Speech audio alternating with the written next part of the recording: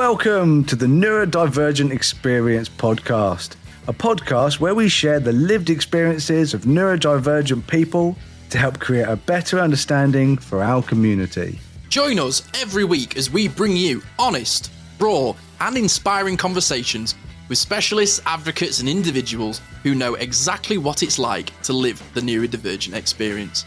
I'm Jordan James, a neurodivergent specialist, father of neurodivergent children, husband to a neurodivergent wife, and author of The Autistic Experience, and I'm joined by my best friend.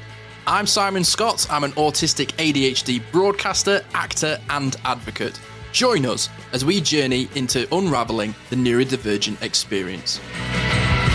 Hello, how are you this fine good morning on a morning of April in the month of April? Morning? Specific enough? Yeah, no. Maybe too much. Well, yeah, sounds about right. Yeah, so whatever I can do to moan about something. But today, I apologise to you, my friend. I apologise to the audience. So, I mean, you don't even know this yet. Uh-oh. Right? Uh-oh. I am so hyper that I don't know how to contain myself. Like, I honestly am sitting here, and because I haven't been able to tell you, I've been totally trying to mask this. But dude, I'm so excited. I'm so excited. About what? I am. Oh my God. Okay. Go on, so, spit it out, boy. Do it. What? What did you buy this week? What did you buy this week?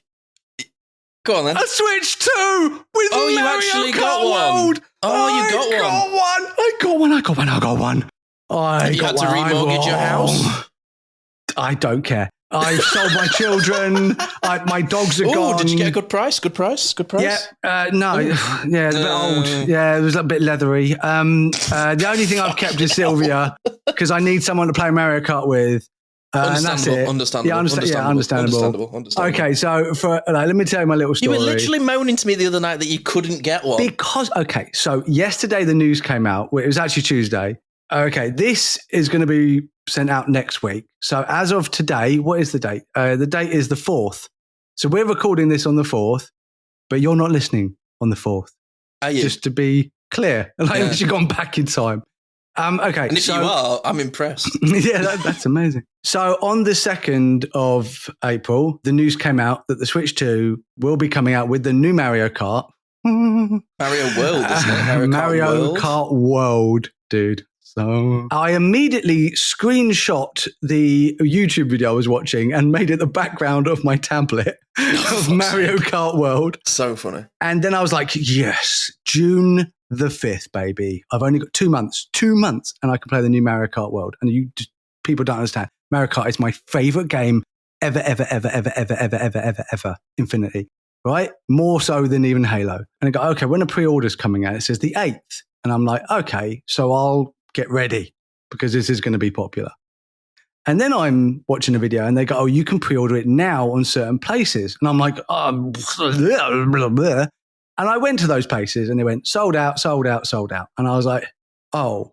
Then I went to the Nintendo site and they said you can get one by invite, but you have to reach these criterias. I missed out on one criteria because I cancelled my membership to the Nintendo Online for just 2 months. And that knocked me out of contention to receive an invite. On Amazon, you could apply for an invite. You could request an invite. Is this what we've become? We're now asking to be invited to the party to buy shit now. Is this where we're at? Okay. Just that aside, the worst thing about the PlayStation and the Xbox was a bunch of arseholes, and I do mean arseholes. Yeah, resellers. Bought loads of them, and then including, which is why I never go there, CEX. CEX was selling them for double price. Yeah, they were. I'm like, you scalping bastards. This is a second-hand shop. And you've bought them first-hand and you're trying to sell them for 300 quid. I knew a guy that had like 5 PlayStation 5s because he bought one, he'd have it for a bit, then he'd sell it, then he'd buy another one, then he'd sell it. And we used to go around to his house and we'd be like, have you got it now? Have you not got it? And he'd just like flip them constantly. Yeah, that shit annoys me. So this actually stops that because it limits you to one each. Yeah? Which is fair. One each. It is fair, isn't it, you know? Yeah. So and that's per address, not per account. Ooh, okay. I kind of approve of that, actually. So basically, you have to reach this criteria. And then I had no idea what the criteria for Amazon was. I was searching, so I didn't think I was going to get it. So this morning, I was still upset. I'm messaging you yesterday going, this is the worst day of my life. Yeah, I can't get Mario Kart World on release day. I was literally at work and I saw your message and then I saw another one and another one. I was like, oh shit. Yeah, I was so sad. I know it's a big thing for you. You love your Switch. It's just, the thing is, it's not even the Switch 2. It's the Mario Kart. That's what I mean. It's like, if it was the Switch 2, I could have actually waited. I'm like, okay, I can live without that. But I don't want to be the only... I know. It's your favourite game in the world. So. It's FOMO to the max of like everyone playing this game. And then all the YouTube videos will be out. Oh, this is the best Mario Kart ever. And I'd be sitting there going, I'd want to just crawl in a ball and just... You want to be there day one. You don't want any spoilers. You want to see the tracks when everyone else sees them. I totally get it. Oh, I want to beat everyone. Just beat them. Anyway, so I'm ranting and raving to my poor son who's working from home and he's sitting there going, yeah, Dad, yeah, it's okay, Dad, it's fine, Dad. And I'm just like, why can't they just make enough for everybody? Like, that's what you said to me, wasn't it? Yeah, it's like, bastards, why can't they just completely defy the laws of like actually how material things work and just magic them all into existence? Bastards. So I'm ranting and raving that I probably won't get one of these and just self-hating because I cancelled my membership for 2 months just randomly. I was like, oh, I'm not using it at the moment. And then suddenly I get an email. While I'm ranting and raving, I get an email and it says, Amazon have invited you to buy the Mario Kart edition of the Switch 2. Nice. Dude, I went from desperate sadness and despair to like I've just been announced as the winner of the greatest photography competition on the planet. That's awesome. Big pendulum swing of emotion. Oh right? My God. I was like the Joker with smiles. I was like, ow, my face hurts from how happy. And I'm as you can hear, I'm so hyper over this. And I've taken 2 ADHD medications to try and calm myself down. To calm yourself down. No, it did not work. Dude, I am just like, I'm going to get a Switch. I don't care who doesn't think this is cool. We'll have to get you like a Britney headset so you could just run and do the podcast at the same time. I'm just stimming. I'm really happy for you, man. That's so cool. Do you want to ask me the same question? Because... yeah. What did you buy this week? Is long-time listeners of the podcast will know my main special interest is music, specifically live music. When I was a sad boy, didn't go and see live concerts for ages because of COVID and just not wanting to leave the house. And now I am big back into seeing concerts.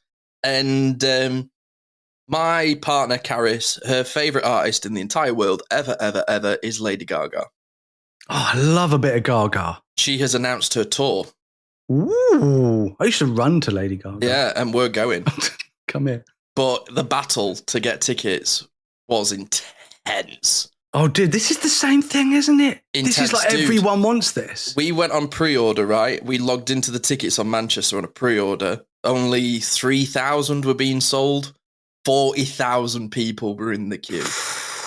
And the way that they're doing like dynamic pricing and stuff, when you log into Ticketmaster now, it doesn't go, how many tickets do you want, good sir? Let me show you the best available ones for your budget. It goes, here are all of the seats in the arena. Click on a block and try and find tickets. So you're literally clicking on an arena, you click on your block and then it shows you the seats that are available. And they're disappearing quicker than you can click on them. Mm-hmm. It was stressful. And my poor beloved nearly had a proper meltdown when Manchester sold out like that. And long story short, we managed to get 2 tickets to see her in Amsterdam. Flipping hell, that's a wall of that's a journey. I mean, it's a beautiful place. I've done it before. Don't get me wrong. I love going to Europe and watching concerts. We love doing it. We like making holidays out of it. Let me guess, it was cheaper. No, okay. It wasn't cheaper. Okay, so how much did you fork out more than I did for a Switch 2? Yes. Okay, so the Switch 2 is 430 with Mario Kart. Yes.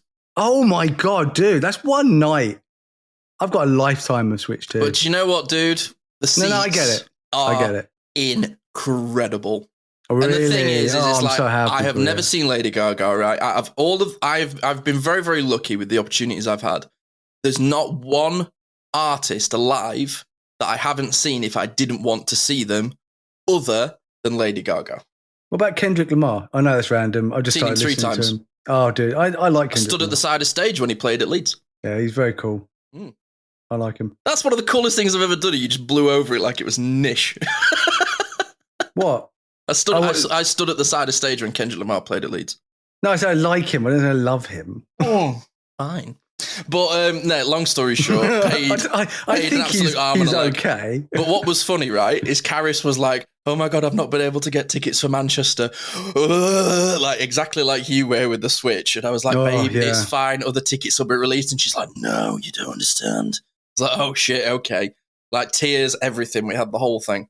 And suddenly I'm in the office recording and I just hear a high-pitched scream only autistics and dogs could hear. Like she just screamed in the house, right? Dude, if I could, but I don't want to damage anyone's ears, I would literally copy what I did. This is a muffled version of it. I was like, that's what I had in the living room. So Simon's like, what's wrong? And I'm like, I got invited, follows me. Yeah, that's what happened with us. But she run in and she went, so we've managed to get like platinum seats in Amsterdam. So the seats the arena's awesome, but the seats are absolutely mental. But in the time Caris told me and I jumped into the shower after 10 minutes, by the time I got out, our hotel and flights were booked. So she was keen, super, super keen. But yeah, that's what we've been doing this week. I'll never financially recover from it. I'm super happy for you. But I see, in my brain, I'm just like, but you could just listen to the music on your headphones. It's not the same. And that's, no, I've been to concerts, dude. I know it's not the same. It's just not the same. But at the same time, I think that shows my age and the fact that I've become more antisocial and less wanting to be around. Definitely. And I'll tell you what it is. And this is the neurodivergent side of it for everyone listening. When I was younger, I didn't know I'm autistic. I didn't know that these spaces actually harm me, right? They harmed me. And I'd go in there and I'd have fun and I'd do everything that all the neurotypicals are doing. And it would take me days, sometimes weeks to recover. And I didn't realize what was happening to me. So one night of like going and seeing Korn or Slipknot or Limp Bizkit, which I've seen all of them, Stained, all these concerts. I wonder what kind of music you're into. Dude, it would knock me on my ass and I would just be a nightmare to live with after I went to these things. See, I'm the reverse. Absolute reverse. I can, because I didn't realize that. But now I'm way more self-aware, understanding about how being autistic, does come with the challenges that I didn't realize were challenges. So nowadays I'm a lot more selective about what I'm willing to put myself through. So it's like the risk and reward scenario. There's always a risk to it, but is the reward good enough? And I would say going and seeing Lady Gaga live, risk, reward, right? I would go and see Lady Gaga. I'm not a huge fan and I probably wouldn't ever have paid anything close to what you paid. I'd have been like 50 quid. Yeah, that's fine. 100 quid, 50 maybe. Quid. Jesus. 100 quid max I think to the go see Lady Gaga. More than that. Yeah, see, that's where I'm at, but that's how old I am. Yeah, that's cool. I remember going and seeing Nickelback for 25 quid and like, I was like, yeah, 25 don't get me wrong. fine. I still go and see gigs that are £20, £30, but yeah, this is the difficulty with like dynamic pricing and stuff. But I totally hear you though, because like I always used to find the socializing before the band came on in the crowd was much harder than being in the crowd when the band came on. It's like I get such a positive stimulation about like being in a mosh pit and like dancing to music and throwing my arms and pushing people and being pushed. It just fuels me. I always used to get a lot of energy from it, whereas it's the getting in and out of the concert is always the bit that is the risk for me. It's like walking out through a crowd of people all smushed against you when you're sweaty. For some reason, as soon as the music stops, I don't like it. The last band I went and saw, because I saw a rapper, can't remember the dude's name, could have been Kendrick Lamar for all I know. I can't remember. I just know that I went with Simon and went to London and it was okay.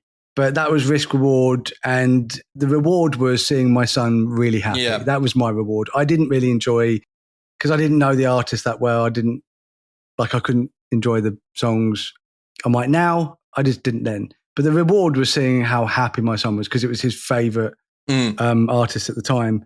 But the one I went to before that, so the last risk reward that I really, really enjoyed was going and seeing Shinedown, which is what you sent me. You sent me Shinedown the other day. I was like, have you heard this? And I'm like, yeah. Put the chord. For the first time ever, I was like, yeah, I've been there, done that. Whereas most of the stuff you send me, I'm just like, what? This is what happened? I feel so old. But Shinedown, I was like, yeah. Brilliant. Brilliant. Yeah, so that was actually, that was a while ago, Jesus. Yeah, but even to the point where I could have gone and seen Harlem Globetrotters, 2-hour drive from where I live. And Sylvia and I were like, oh, that sounds really good. Let's do that. And we looked at it. And it was not about the money. It was like, do we really want to do that? And both of us just went, nah, not. The risk reward constantly. Not, if it was like the Celtics or the Lakers, I'd be like, what, I'm here. Well, that's what I mean. But Harlem Globetrotters, I was like, I talk myself out of stuff sometimes just by going, I can't be arsed with all the getting there, the admin bit, Yeah. It's the bit that always kills it for me. Anyway, I've really enjoyed this chat. Oh, good. I hope everyone else has. I don't care. Okay. Hey, my podcast. Right. Is it? I can't remember. No, who knows? Right. So today's episode, and because happy Autism Acceptance Month, but let me remind you that every single week and every single month and every single Thursday that this episode comes out is Autism Acceptance Month. Right? Not just when Starbucks says it is. Not just when Starbucks says it is. Yeah. But at the end of the day, we have to have a special month because we're so special. And I'd rather have that. I'd rather have a month or a week or even a freaking day than nothing at all. And everyone's got autism. Yeah. But the thing is, what I look for, and I know that a lot of our community look for, is not autism awareness, it's autism acceptance. Or in my case, I like Autism Celebration Day, right? Let's celebrate autism. And a lot of people think, oh, how can you celebrate being disabled or this terrible thing that afflicts you? And that's the point, is the fact that it does that for some people. They can have, their own journey. But for the majority of people that I know, we want to celebrate it. We want to see the positives because we understand the negatives, but no one seems to see the positives. And that's why we're here. We're trying to be positive. So it's autism acceptance. And I think that's wonderful. And so we're going to do 3, possibly 4, if we have time, 3 hot topic. This is a hot topic week. Autism topic awareness. Let's start with the intro. Oh, hot, hot, hot, hot, hot, hot, hot, hot, hot, hot.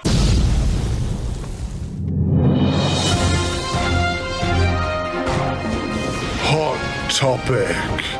Special episode.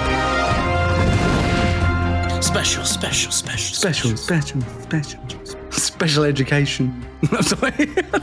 News, breaking news. Not so breaking news. Hit me with it. What we got? Okay, we're going to go negative, positive, negative, right? We'll do the rounds. Because we started on a positive.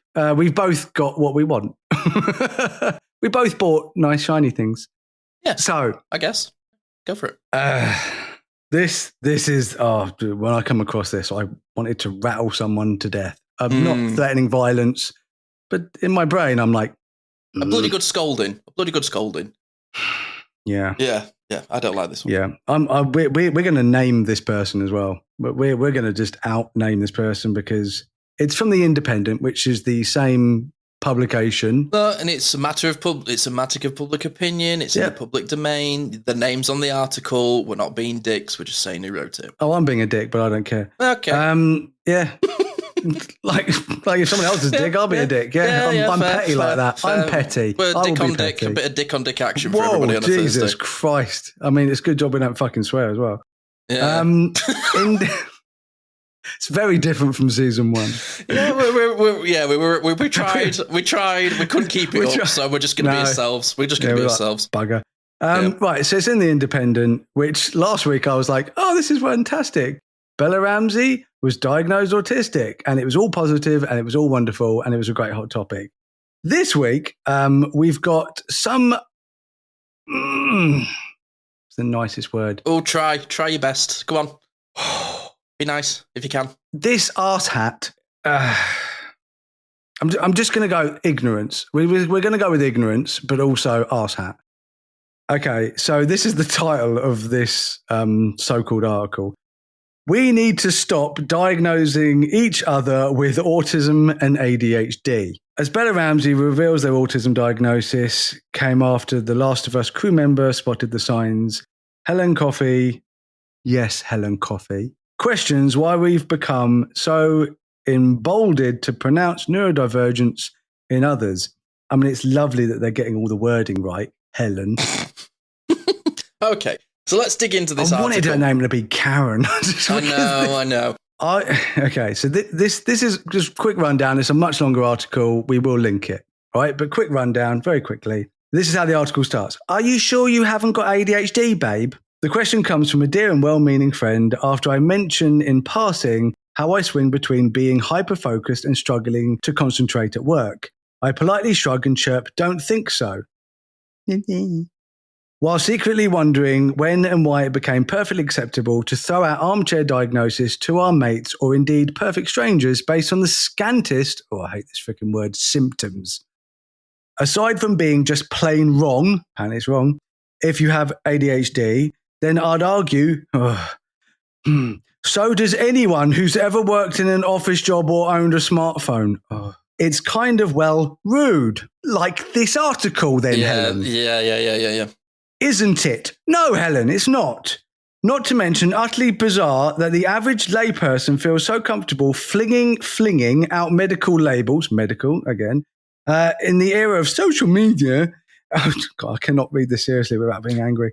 It seems like everyone can read the news. It'd be great. It seems like everyone considers themselves an expert in quotations on neurodivergence, even when that expertise boils down to having listened to a podcast. Well, if you listen to this podcast, you basically are an expert.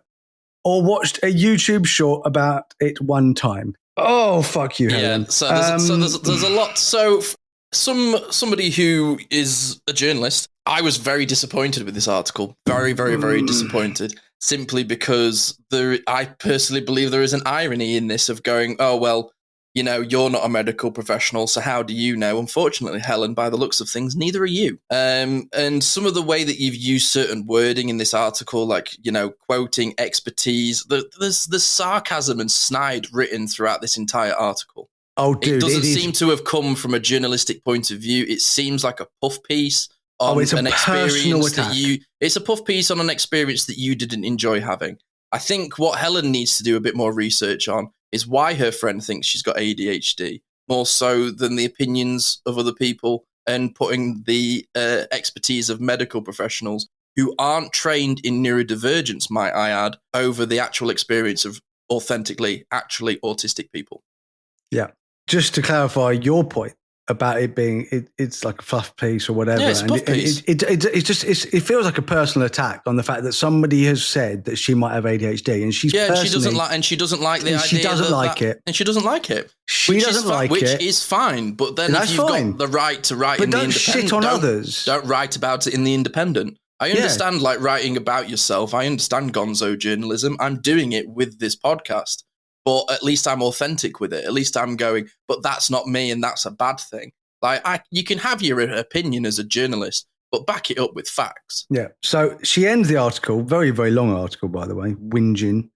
Whatever the reason, armchair diagnosis probably isn't the answer. Armchair diagnosis, fuck off. So next time you go to brand your neighbour with ASD because they're a bit of a perfectionist, or your colleague with ADD, which isn't even a thing, by the way, because they're always 10 minutes late, it might be time to stop and reconsider whether you might be the real problem. Well, you are the problem, Helen. I've just realised why this article's been written. What's the bit that it says at the bottom? CAMs are completely overwhelmed. That's what the article's getting at. Oh, which is what the article is making. The article is a backup piece from companies that are going, we're overwhelmed. Too many people are getting diagnosed with ADHD and autism. Yeah. So we need to reduce the amount of people that think that they need a diagnosis.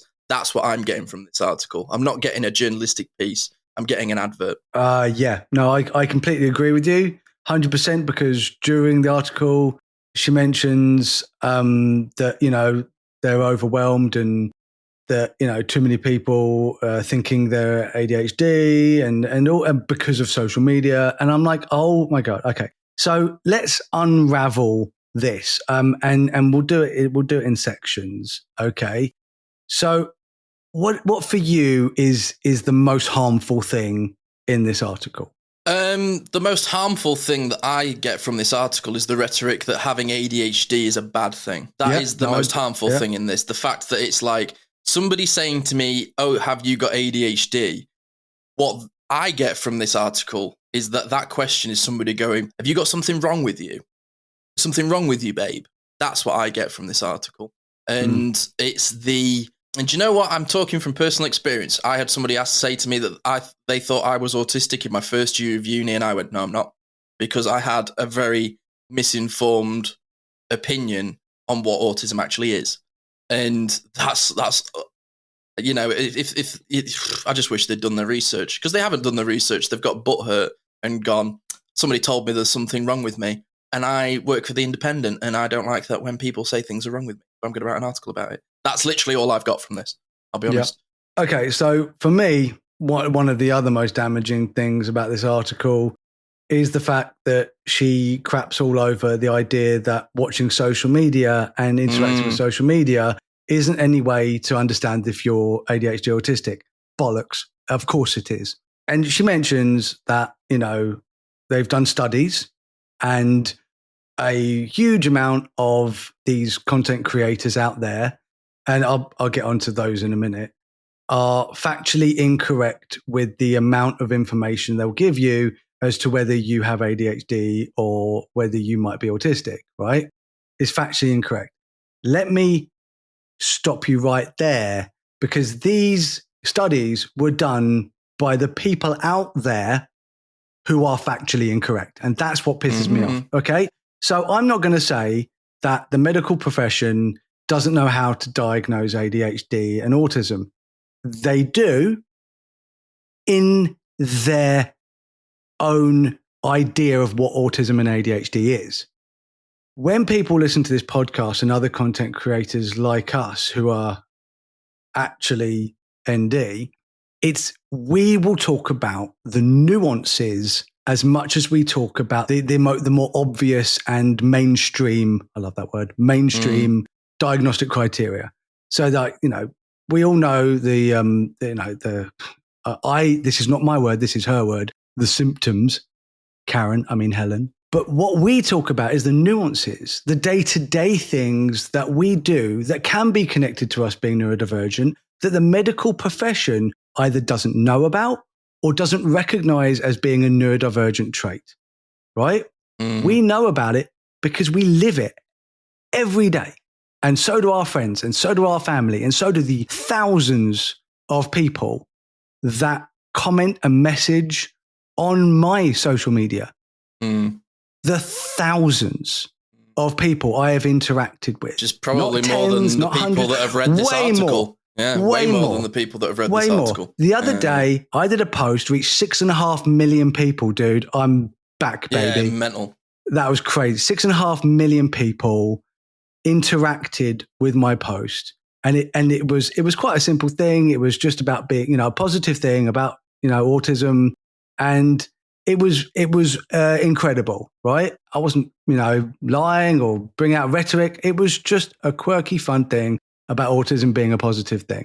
And there's a reason it went freaking viral, is because that's what people want to see. We're so sick of the negative. We need positivity. And it's not toxic positivity, because like on this podcast and like I do on my page, I will talk about the hard stuff. And I actually followed it with a very in-depth article, which actually reached a lot of people as well, about how I used to hate being autistic and my journey into learning and loving myself and why I'm here in this capacity as an advocate. So going from literally hating my autism to love being autistic, right? And I wrote a whole article, and it, again, went viral. And I was really pleased that a lot of people read that.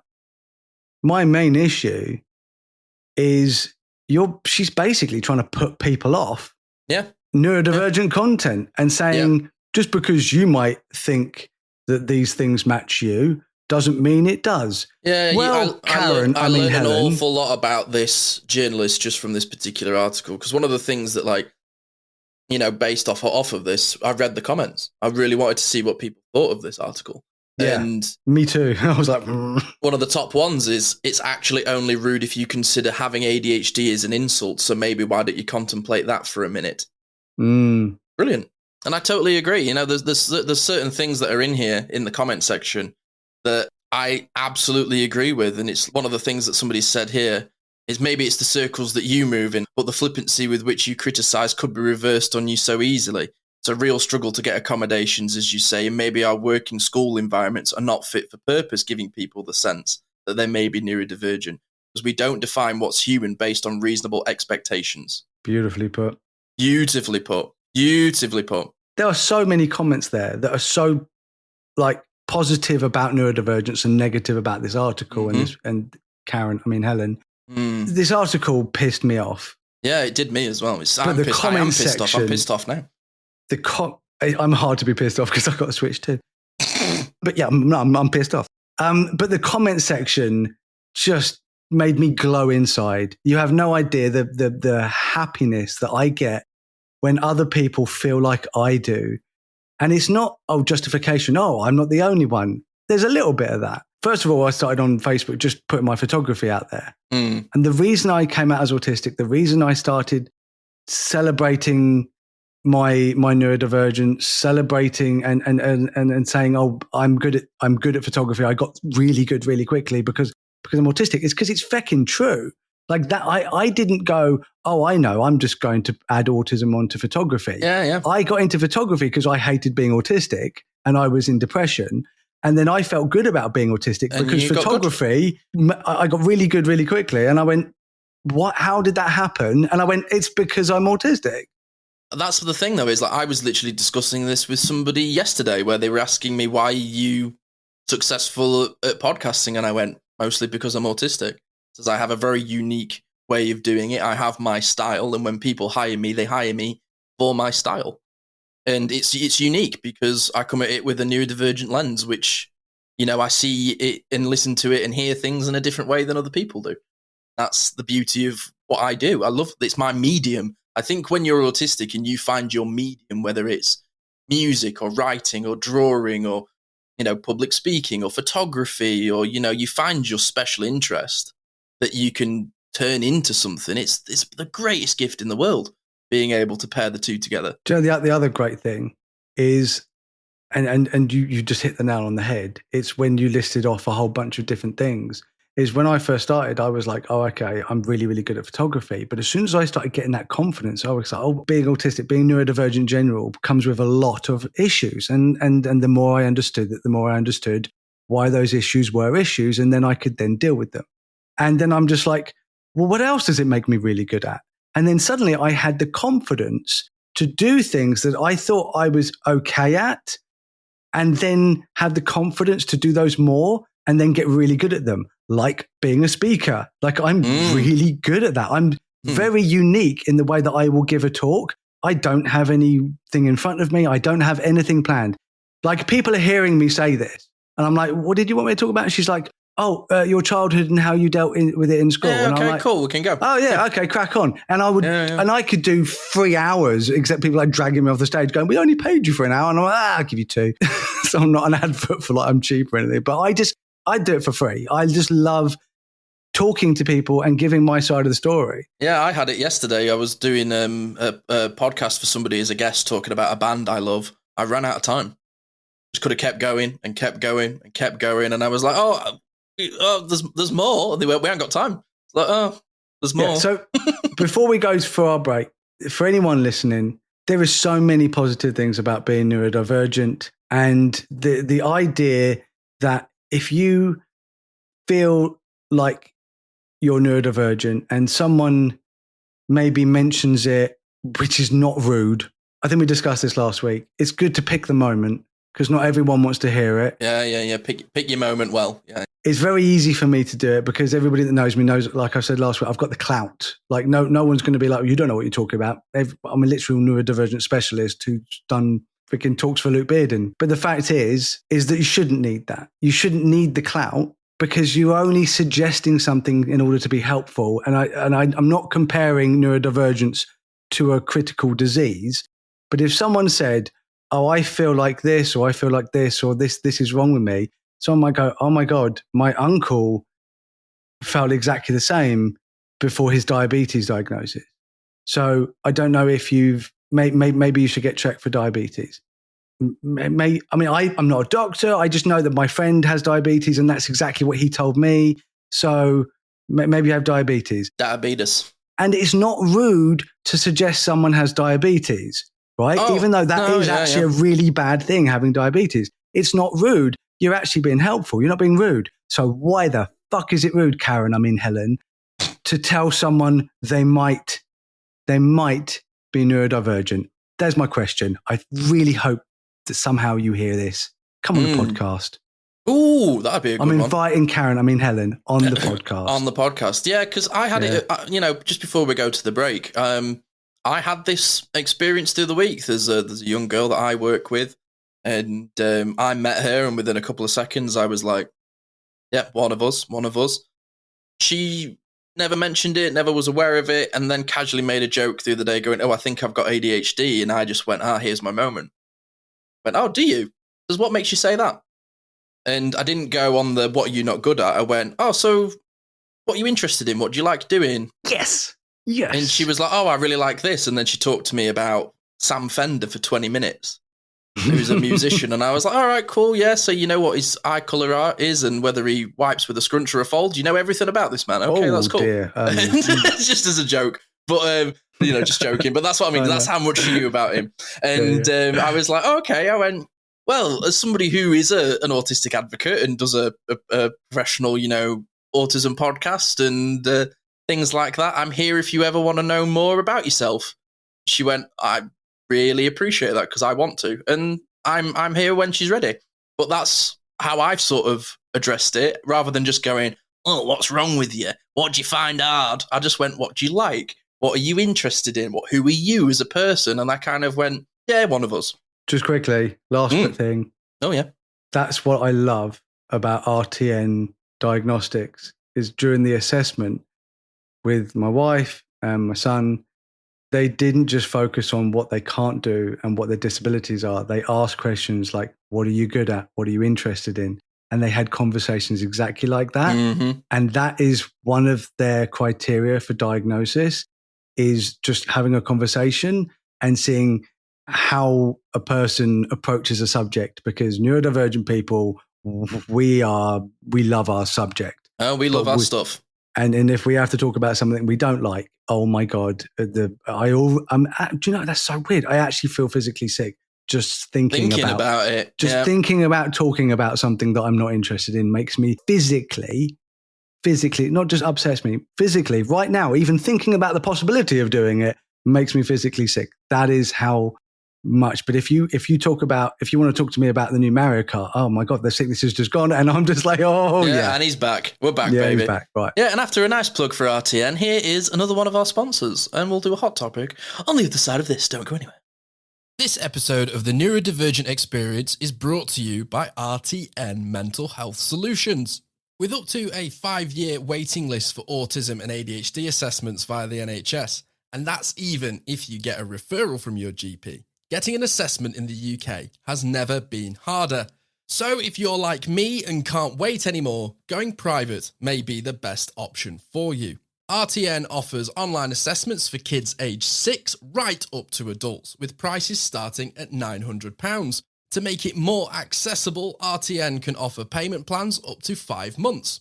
You can access their remote services from the comfort of your home anywhere in the UK, and RTN offers group and one-to-one counselling, a private route to access ADHD medication following the assessment, and will even fight for you if your GP doesn't accept the results. So if you live in the UK and can't wait to get an assessment, go to www.rtnmentalhealthsolutions.com and use the discount code RTN23, making it even more affordable for all of our listeners to get an autism and ADHD assessment.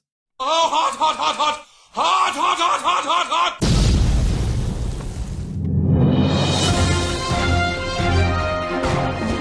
Hot topic. Special episode. Double the spice, everything nice. It's the hot topic twice a day. Right, what we got this time? Oh, dude, I get to be so happy about this. This. Happy. Good hot topic, bad hot topic. Good hot topic. Okay, so randomly, yesterday I'm watching the Celtics game. And I say yesterday, I mean on the 3rd. And it's the game was on the 2nd, which was technically Autism Acceptance Day. And on Autism Acceptance Day, the day after April Fools. Yeah, it's like, you're a full surprise. It's autism. Freaking April Fools. Did an article about that as well. So I'm watching the Celtics broadcast because each NBA team have their own separate broadcast. I'm watching the Celtics broadcast. And they bring attention to Autism Acceptance Day and they zoom in on Joe Mazzulla, the head coach of the Boston Celtics and a personal friend of mine. I'm just joking. I freaking wish. I wish. Yeah. And he's wearing bespoke Nike Air Dunks with Autism Acceptance, right? If you want to see this, go on my Facebook page and check them out. I will share the picture. Yeah, cool. And they're green and gold, which is like Celtics colours. And they say acceptance in multiple colours, which I love because I'm very colourful. And they've got a rainbow infinity symbol on the back of them, just under the Nike tick. And I looked at them and I didn't see a fuck you puzzle piece. I didn't see awareness, be aware, we're out there. I didn't see a pity party. I saw and we'll talk about who made these. The person that designed these really, really listens to the community, which the bigger charities in the US, and we all know who they are. Puzzle piece bastards are. The puzzle piece pirates. Yeah, literally. They don't give a shit about the community. They give a shit about cashola. Money, money, money, money, money. Custom sneaker campaign organized by Utah Jazz coach to benefit autism acceptance efforts returns for second season. So they actually did this last season. I didn't even notice it last season. Oh, some of the colorways of these shoes are epic, dude. Right.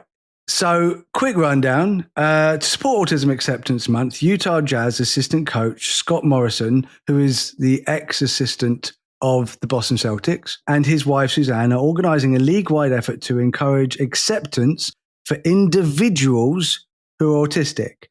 For the second consecutive season, during NBA games between April the 2nd and 9th, all 30, and this, we're talking about NBA, mate. We're talking about millions and millions and millions huge sport of Europeans, Americans, just worldwide. Worldwide, NBA is cool and everybody loves it. And the biggest thing about the NBA and NBA players that is far surpasses any other sport on the planet is their freaking sneakers, is the trainers. Oh yeah, it's part of the culture, isn't it? It is the ultimate big part of the culture. Like I think the only thing that comes close is maybe, and I don't think it even comes close, maybe skateboarding, like for like footwear. Because if you think about it, you can't wear ice skates for hockey. You can't wear golf shoes down the road. You can't wear golf shoes. You can't wear football boots. Anyone can wear basketball trainers at any time. They are cool. They transcend pop culture, don't they? Yeah, Air Jordan is one of the most popular trainer on the planet, right? The Air Jordan, Air Jordan 1. So anyway, NBA head coaches will wear custom sneakers courtside that feature their team's colors and designs that symbolize the autism community. And that there is the absolute key to the good feelings that I get, the good vibes that I get. And the sneakers will be up for public auction. And the benefits of the public auction, because I was like, I want to buy a pair. And it was like, they probably cost about 10 grand. Mm-hmm. The benefits go to the Max Foundation and it's to the max, as in autism to the max, which is quite sweet. A non-profit founded by the Morrisons in honor of their 5-year-old son, Max, who was diagnosed autistic in 2022. And Max is the godson of Joe Mazzulla, which is why I think they mostly focused on Joe Mazzulla. It's a brilliant way of supporting the community that way. Dude, if you could see me, I have goosebumps just reading that and being able to tell everyone about it. It's finally a positive thing. So what do you think? I love these. As soon as I opened the article, I just went, I want to buy them all. Because here's the thing, right, is when I see like custom sneakers, right, whenever I see like sort of these like awareness sort of movements, whenever they use shoes, designs, I'd never wear them. I would wear these. Oh, these I'd wear the shit out of these. Honestly, there's like 4 colorways I'm seeing on the image in front of me. You know, we've got purples, we've got red, blacks with yellows. We've got yellows and blues. Like there's some beautiful shoes here. And one of the things that I really like about them is how prominent acceptance and the infinity symbol is on the shoe. Yeah, it's not like it's hidden in the stitching. It's not like it's on the toe box. It's boom, right on the midsole of the shoe. And not only do I love the shoes, I love the message, man. Like there will be some kids that will have every single LeBron James jersey, will watch the LeBron's next game and see a pair of these shoes and go, what's that about? Do some research, find an article like this and go, positivity, positivity, positivity. Yeah. And I really hope off the back of this, because, you know, screw Helen in the last topic, that some people will see these shoes and realize that advocating and reaching out to each other is a positive thing. Yes, 100%. Because 100%. Great campaigns. And my only issue with this is that they're not public releasing them. Yeah. If they could mass produce these and release them publicly as part of like Autism, Acceptance Month, these are going to be on sale on the Nike store from the 1st of April. When they're gone. Because it would then get into the hands of neurotypical collectors who would then be talking about the movement of this and why they exist, and then spreading it even further. I feel like this could have gone further with a bit of a public release, but big tick from me. Absolutely love this. And I really hope the Premier League or somebody like that does something like this, because they do the rainbow laces. After George Floyd, they had a period of taking the knee. And I would really like to see something like this. I would like to see some Premier League footballers, because, Lionel Messi, greatest player of all time, is definitely neurodivergent. I would love to see Lionel Messi wear a pair of Adidas shoes with the Infinity logo on with acceptance on Autism Acceptance Month. This needs to transcend past the NBA. If anything, not enough. That's my only complaint, is not enough of this. Not enough. Yeah, no, I completely agree. I mean, in the modern times of the positivity and that message, we the more of it, the better. And what delights me more than anything is that, like, during this month in particular, a lot of advocates that I know and many that I don't will literally just go, I am going offline because I cannot deal with the autism mum, pity party. Yeah, it's hard. It's hard. Puzzle pieces, which, however you feel about them, they are negative. Were designed negatively. Do your research. Yeah, it's eugenics with pop colour. Yeah, it's the sad kid in the corner, lonely. It was invented by the National Autistic Society as literally a way of saying these pieces. This is a puzzle that doesn't fit. This is a puzzle piece on its own. There's something missing. If we were part of a whole puzzle, and like when I first thought about getting an autism tattoo, I'll be honest, I thought about getting ASD inside a puzzle piece on my arm. Imagine getting that lasered off. Oh God, geez. I mean, to be honest, I have an autism tattoo and it got covered anyway. But what I had was evolve with the fish. Yeah. But with the fish had a little spanner, so it was like an evolved fish. And I had that, and I loved it, but it didn't suit my other tattoo, so I got it covered. That's the thing with tattoos, is sometimes the meaning comes to an end and you need new bits. Yeah, it's still there. It's still there. Do you know what, dude? One of my favourite bands growing up was Biffy Clyro, and all of their fans get a tattoo puzzle piece because one of their albums is called Puzzle. Which is fair enough. I very nearly got that when I was in my 20s, so I'm really glad that I didn't, because that would have been a really tough one to have gone back on. But, I mean, anyway. I'm not going to have a go at anyone that likes the puzzle piece or relates to the puzzle piece or wants the puzzle piece. Like, if an individual wants it, that's fine. I'm saying companies and people who are literally trying to spread the message of autism, we don't want to see the puzzle piece. The community in general, and I'm not saying everyone in the community. I never ever say everyone. No. I'll be honest. I don't think I've ever spoken to anybody that likes the puzzle piece, but that's just the circle that I move in. Oh yeah, but I've had a lot of people on my page do. Yeah, I mean, I don't have the wave of people that you have to navigate in front of me. But with the infinity symbol, look, I didn't choose the infinity symbol. Do I love it? Yeah. Would I choose a different symbol? Yeah. I'd pick the tree. I like the tree. I actually had an idea of a light bulb. And problem with that, I had a light bulb of like, we're full of ideas, we're bright. And when you get diagnosed autistic, it's like a bing light bulb moment. Here's a light bulb moment. I had the light bulb, but then that blue charity in America freaking used it. Oh, and I went, no. Okay. Like, I'm glad they used it, but I hate them. Wish it wasn't them. And I just wish it wasn't them. But they also still use the fucking puzzle piece because they're like, fuck you, we're better than you. But this charity, To the Max charity, brilliant charity, love them, love the fact that it's in the US because the US is pretty bad when it comes to autism. And it just makes me happy that not just that it's there, but it's in the US where they do have such a negative idea of autism that it's a big positive from this. Big positive. And especially with Trump on Autism Day, basically just coming out going, oh, it's a pandemic, it's awful, it's terrible. You know, it's literally a public crisis. But less about my presidency. Yeah, it's a health crisis. Oh, you know, forget about the fact that who needs an economy? Yeah, it's tanking their economy.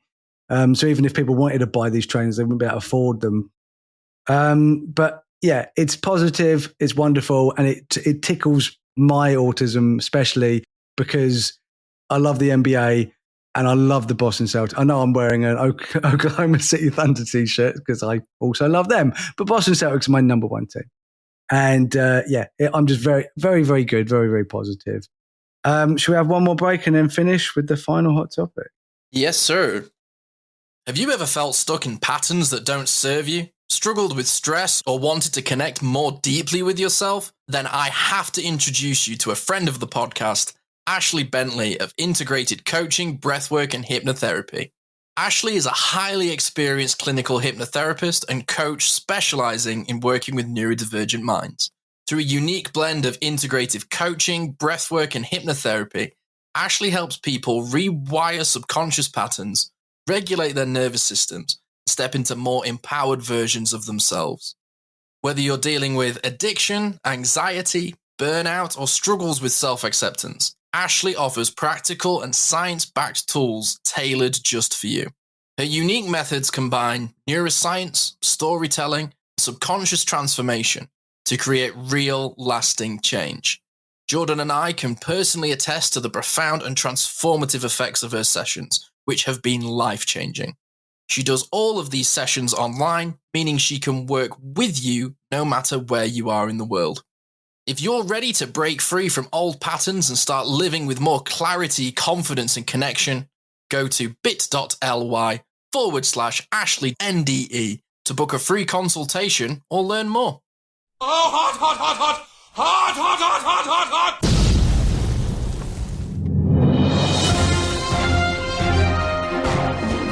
Hot topic.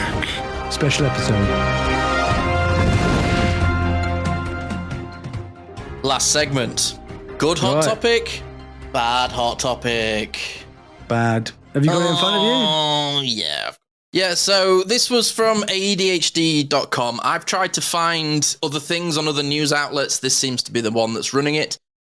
So, you know, as believable as I believe this news is, obviously we can't confirm it with external sources. NHS England hasn't commented themselves. We haven't reached out to them for comment. but this is an article that's been posted on ADHD.com. NHS England is in a consultation about changes that will mean the end of right to choose as we know it. This change affects people in England only. Local NHS areas or integrated care boards, the ICBS, are being given the ability to restrict your access to use right to choose options. This is instead of being seen as soon as your right to choose choice can see you, your local integrated health board will, through payment levers, decide when you are seen, because it's not hard enough getting a diagnosis as it is. Yeah. If this is true, this is bullshit. Bullshit news. It's awful. It's absolutely awful. My inside sources, because I know a lot of people that are campaigning against this. My inside sources basically tell me that the NHS England tried to sneak this into its into this change, and they had up to April the 1st to do it.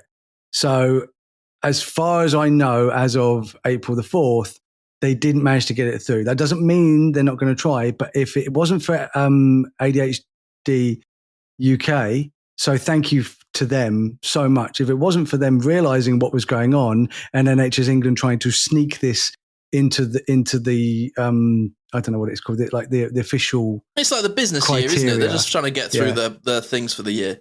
Yeah. So like they've been campaigning and getting people to write to their MPs, and they've had 12,000 people write to their MPs, and it looks like it might have delayed it. Maybe, we're hoping. But let me tell you the numbers that are being thrown around. So at the moment, there is a backlog. I mean, RTN themselves have about 4,000 people doing right to choose, and that's just with RTN, okay? Because RTN offer right to choose, which is fantastic. And there's 4,000 people with them. You can also still go private, which means you're actually you get it quicker. But right to choose. But the difference is between going with a private one is that you might get it done within a couple of months, or with the NHS, it could be more than 5 years. And that's why they're offering the right to choose. It's to help people.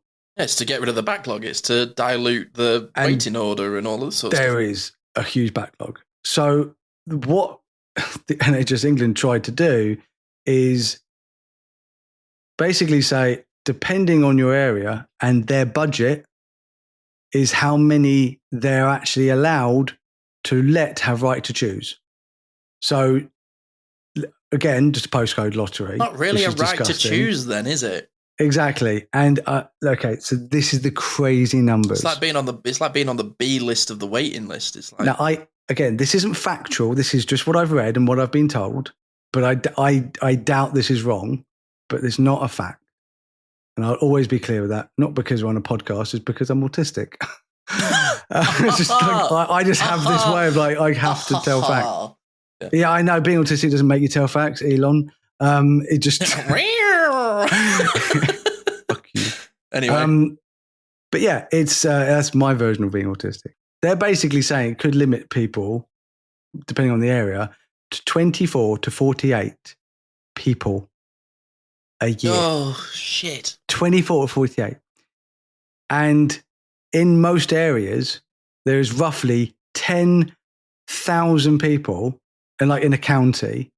Yeah. So effectively, they're just getting rid of it then, aren't they? People who need to use right to choose in order to get the accommodations and the life-changing news and confirmation that you're neurodivergent, because, you know, slapping on that label, slap it on label, is it, even if it doesn't get you actual help, which it should do, and that's a different problem, it helps you as a person understand yourself better. And I know that because both of us and every single one of my friends and tens of thousands of people I talk to. Imagine if you could get an instruction manual on how you work. Life is a lot easier when you know how to play the game with the rules you've been given. Also, it really helps that, like, after you've read our articles like Helen have put out, you can at least say, well, fuck you, Karen. Helen, at least I have a diagnosis now, right? So shut up. So at least like that actually is helpful. Yeah, it is. It is a good rhetoric. So, yeah. taking away the right to choose for literally like, I don't know the exact number, it feels like it's like 99 point something % of people, right? I just feel like that's probably about right. Well, 10,000 people is an awful lot of people in one area. Like, Jesus. Yeah, but you're talking about like Sussex. Like, still, you know, put 10,000 people in a queue. Oh, yeah. You're like, bloody hell, no. It's a big old queue. So literally, they've been saying that it could push back waiting times to over 8 years. You might have to wait nearly a decade to get what you're entitled to. Can you imagine if it's like, oh, I've got these like diabetes symptoms or these symptoms of blindness, and people are like, well, you've got to wait 10 years before we look at you. That's disgusting. That's sickening. Imagine if they said that as like, you go for a cancer scan and you're like, oh, I've got a lump, and they go, oh, you're going to have to wait 8 years. Yeah. Good luck. You might not be here. Good we luck. Won't see you, but you know. And if anyone else tells you that you might have cancer, don't listen to it because Karen, you're not. Yeah, exactly. And that's just one of the things that just comes like it just so frustrates me, man. So I have only truly grasped the gravity of how important in my life getting a diagnosis was. My life started when I figured out who I am. You know, it's like so much of life, people, you know, push books and ideas and rhetoric about doing self-work, like looking inside yourself and working on yourself. And like, you know, you'll go on these retreats and you'll move 30 minutes down the road and people go, what did you learn on this? What did you learn about yourself through this experience? You're like, nothing. I'm the same person that I was when I got on the boat and when I got off the boat. I just saw some shit. And that is the most frustrating thing for me, is I lived in so much confusion, so much calamity, so much chaos throughout the majority of my life, feeling like an alien, feeling ostracized. And it took friends and family to go, I think you might be neurodivergent, for me to then pursue going and getting it. And I had to get my parents to pay for my diagnosis because I couldn't afford it. And I genuinely felt like if I waited any longer, my life was over. Like that's how I felt. I'm not mincing my words with that. I was like, if this isn't the answer, I ain't ever going to get one. And I don't know if I want to be this person. That's genuinely how I felt. And having this diagnosis has changed my life because I know who I am. I spent my entirety of most of my adult life trying to figure out who the fuck I am. And now I know who I am because I got a diagnosis. Telling somebody that they have to wait 8 years for that is fucking a joke. It's cruel. And it just shows it's not the case of there's too many people being diagnosed. Bollocks. The system isn't fit for purpose. We are such a progressive country in this country for so much stuff. The fact that we have free healthcare is absolutely fantastic. But unfortunately, if you're going to pay lemonade money, at the moment you're getting lemonade service. And there's not enough people that are getting trained. There's not enough people that are wanting to stay in the service because it's not fit for them. I mean, when we spoke to Anthony, fucking hell, like not cool. Not cool to be a neurodivergent person working in the NHS. And that's what we need. We need people that are going to be in there to give good, affirming, positive, influence on people like myself, like yourself, like you listening, that have struggled with this. And to say, oh, you've got to wait 8 years, fuck off. That's so. Yeah. It's not. You shouldn't be gatekeeping a life-changing, a huge, pivotal, life-changing thing for somebody about figuring out who they are as a person. That should not be gatekept by whether you can afford it or not. It shouldn't be. No. In my opinion, it just shouldn't be. Well, and it's just so wrong. It upsets me. It's out of everything that we've talked about today, this upsets me the most. I completely agree. Like it like taking away, and it's called right to choose because you have rights, because you're a human and you have human rights, and you should have the right to understand yourself being neurodivergent, because they're not just trying to do this for ADHD, they're trying to do this for autism as well, which makes it even worse. When it comes to the autism side of it, because there are so many kids that cannot get any help whatsoever if they don't have a diagnosis. Even when they do have a diagnosis, can't get the accommodations. Get help. Exactly. Yeah. So, but imagine your kid is showing signs, and you go to the doctor, and they're like, "Okay, yeah, we're going to do a referral. We absolutely think there's a possibility here." And your child is like 3 or 4, and they haven't even They haven't even got into school yet. And you're like, okay, so if I have to wait a year, maybe 2 years, maybe we'll be able to get help in nursery at the very least, in the first few years of schooling. And they're like, oh, in 8 years. Oh, what? So when they're 10 or 12. And synaptic pruning will happen again in that time.